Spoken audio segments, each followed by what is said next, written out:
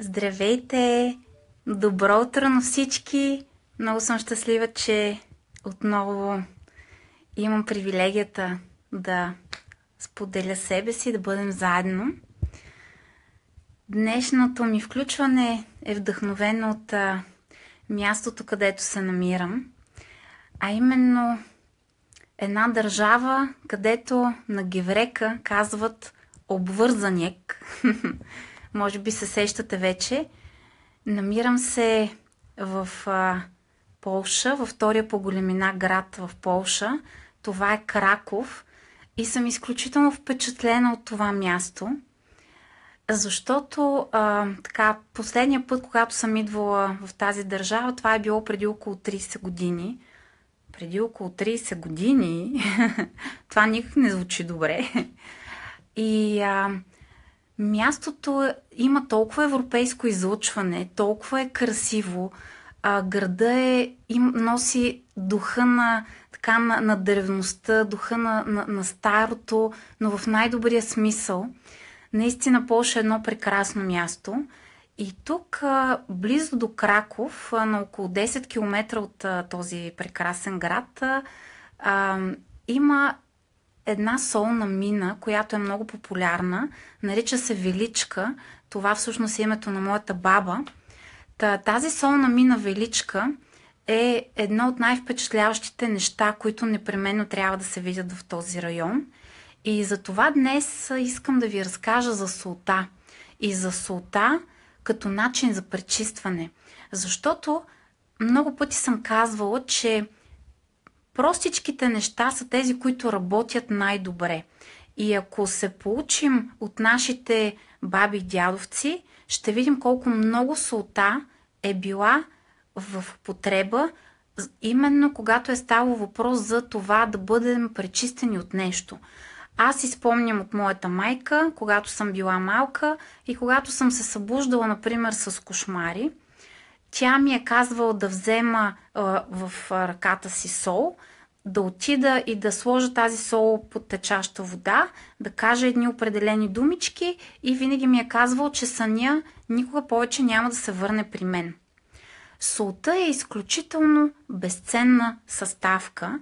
Спомняте си онази приказка, в която детето казало на баща си, че го обича колкото солта, таткото се разсърдил, изгонил го от двореца, малко по-късно, когато седнал на трапезата, всъщност той установил, че ястието му е безсолно, поискал си сол и тогава си спомнил думите на своето дете и разбрал всъщност какво нещо му е казал. Едно време в древността солта е била наричана бялото злато. Тя е била изключително ценен продукт. И всъщност можете да мислите за солта като за магнит, който всмуква в себе си отрицателната и негативната енергия. Точно за това солта се използва в много практики за пречистване и аз днес ще ви дам съвети как точно може да го направите. Така че мислете за солта като за магнит, който всмуква цялата негативна енергия. И всъщност солта има кристална структура. Знаем, че кристалната структура във всичко, което има изключително лечебни ползи. Можем да използваме последният начин. Един от начините, който аз ползвам непрекъснато в моята практика, той идва наистина от древността и това са древните йогийски техники за пречистване, наречени шат карми. Всички те се правят с сол.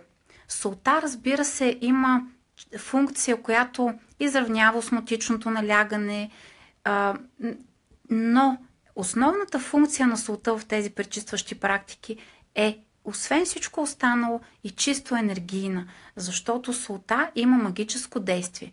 Спомнете си с какво правим ваната. Когато искаме да си вземем вана, ние казваме, че използваме соли за вана. Сега в днешно време, като че ли тези соли за вана се превърнаха в малко по-различни неща, но солите за вана се правят именно на базата на кристали от сол. Това са оригиналните соли за вана. Ето сега ще ви дам няколко техники, с които може да използвате тази простичка на пръв поглед, но имаща магическо пречистващ ефект върху нас и вие може да го усетите още до вечера, например, ако решите. Един от много лесните приложения на солта за пречистване на пространството в дома е когато, например, решите да си правите пролетното почистване на дома. Можете да сложите, да добавите лъжица или две в кофата с вода, с която ще измиете пода, с която ще измиете первазите, с която ще измиете до грамата на прозорците или самата входна врата. Защото изчистването на пространствата в дома, в които с вода, в която е добавена сол, всъщност ще изчистят чисто енергийно цялото пространство и това нещо може да се усети веднага. В момента, в който си измиете пода, прозорците, первазите на прозорците, дограмите, вратите, особено входната врата, препоръчвам да бъде измита с такава солена вода. Разбира се, това не е нужно да го правите на всяко миене, но от време на време, когато усетите, че има нещо в пространството, което ви кара да ви е свито отвътре, има някакви неразбори в семейството, някакви неща, които не се случват по най-добрия начин. Усещате, че има нещо невидимо, което не можете да го определите точно какво е. Тогава солта ще ви свърши чудесна работа. Така че това е първият начин, който ви препоръчвам. Когато измивате, предстои да правите почистване на дома, просто добавете 2 лъжички кристална сол във водата, с която предстои да почистите пространството и наистина веднага ще изпитате облегчението, веднага ще усетите ефекта на магическата сол.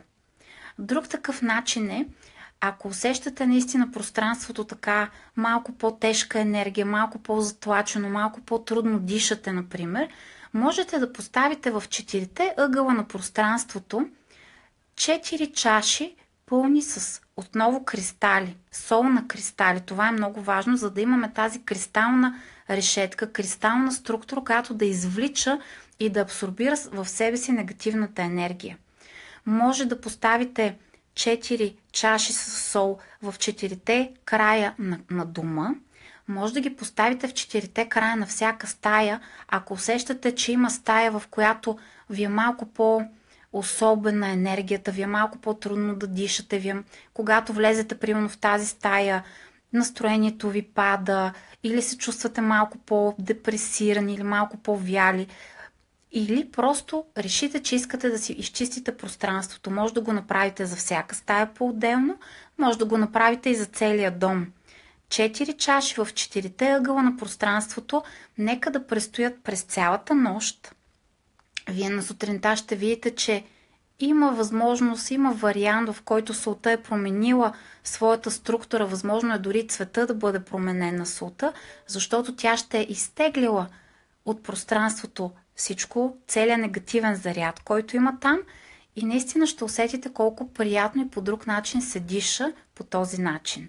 Хубаво е тази сол на следващия ден или да бъде пусната в течаща вода, в мивката, може би в тоалетната, може също така да бъде сложена в пръст, в градината или навън, може да изсипете в пръста. Това също е вариант. Това беше втория начин за изчистване на пространството с сол, като поставите в 4-те ъгъла на дома или в 4-те ъгъла на стаята, където не се чувствате добре, чаши с сол и те, разбира се, е добре да престоят през цялата нощ. Аз лично го препоръчвам, ако усетите, че е наистина много тежка енергията, да направите тази процедура 3 поредни нощи. 3 поредни нощи, тези чашки с сол, т.е. слагате ги всяка вечер, сутринта ги изхвърляте в течаща вода или в пръста, на следващата вечер слагате отново и така в 3 поредни нощи. И още един начин, ако чувствате себе си по някаква причина затлачени, ако се чувствате недобре, не в кондиция, ако нямате енергия, ако сте по-вяли и няма друга причина за това, можете да си вземете вана с соли. Както казахме, всички те са на базата на истинска кристална сол. Но можете да направите следното нещо. Да поставите такава чаша със сол под леглото през нощта, докато спите, или ако нямате под леглото, непосредствено до леглото на земята, и ще усетите как през нощта солта започва да изтегля от вас, дори да не го усетите, то ще бъде факт, и по същият начин оставяте да престои през цялата нощ. И ако усетите наистина, че ако видите, че цвета на солта е променен или самата кристална структура, или има нещо странно, което ви изглежда в солта на другия ден, това е знак, че е добре да го направите още 2 нощи подред, за да бъдат общо 3, така че да може да усетите това невероятно облегчение, което ще се влее във вас и в живота ви. Солта е безценен продукт, не само защото наричаме солта на живота, но и защото тя има магическата сила да привлича към себе си, да всмуква негативната енергия, да пречиства пространството, да пречиства самите нас. Така че използвайте в ежедневието, тя ще ви бъде изключително полезна. Аз ви желая един много вълшебен ден.